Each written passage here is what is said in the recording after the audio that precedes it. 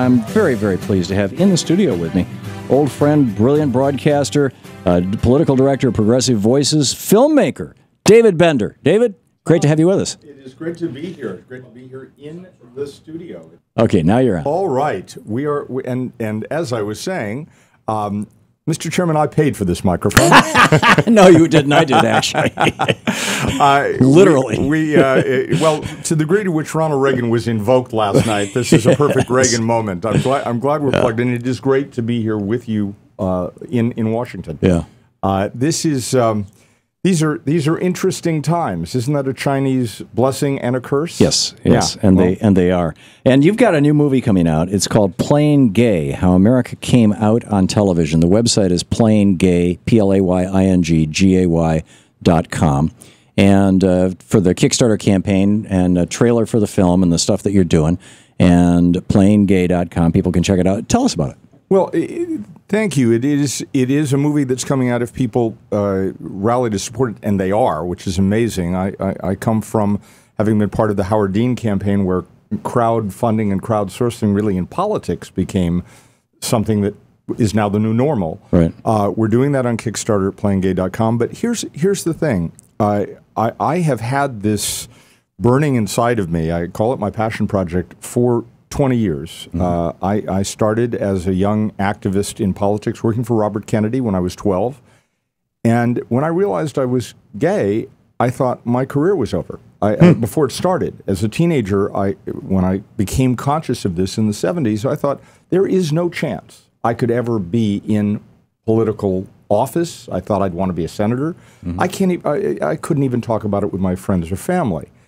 And over time, and a lot of that, Tom, happened over television, which is what I believe was the game changer in terms of people accepting the idea that LGBT people, in fact, those names didn't exist at the beginning, and they didn't use the word gay in those first images.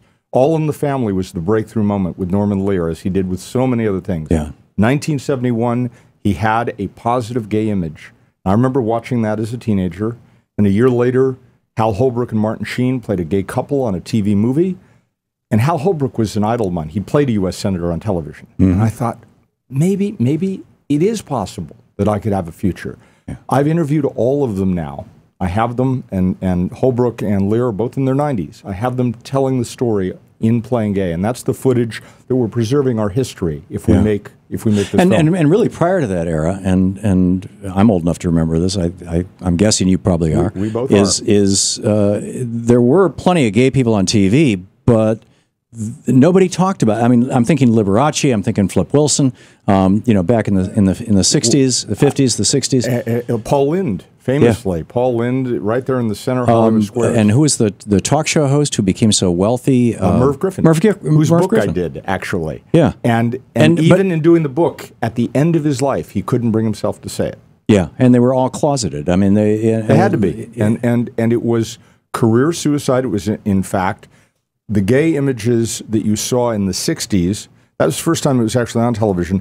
You were either, and they were frequently, homicidal maniacs, because they were crazy, therefore they were in detective stories, they'd be killers, or by the end of the reel, they would kill themselves because they were so pathetic and tragic.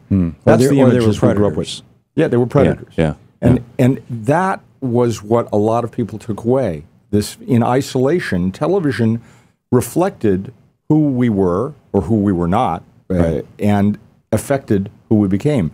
When that started to change in the 70s, and then by the time we got to the 90s with Ellen and My So-Called Life, my executive producer is Wilson Cruz, wonderful actor who played the first gay teenager on television in the 90s. And Ellen Everything DeGeneres. changed. Ellen DeGeneres broke the ceiling. She cover of Time magazine, 42 million people watched that episode on television. And in Playing Gay, we sort of don't start it there, but that's the pivot point. That's where everything changed. A year later, Will and Grace came on the air, and it lasted. Ellen made that possible. Will and Grace lasted long enough, and you know this, that if a show does 6 seasons, it goes into syndication. Once that happens, it's forever. And there's not a place right now, somewhere in the country or in the world, that Will and Grace isn't on the air. And that means that people feel, it may not be true, but they feel that they know a friendly gay or lesbian person. Now to take this to the Republican Party. Yeah.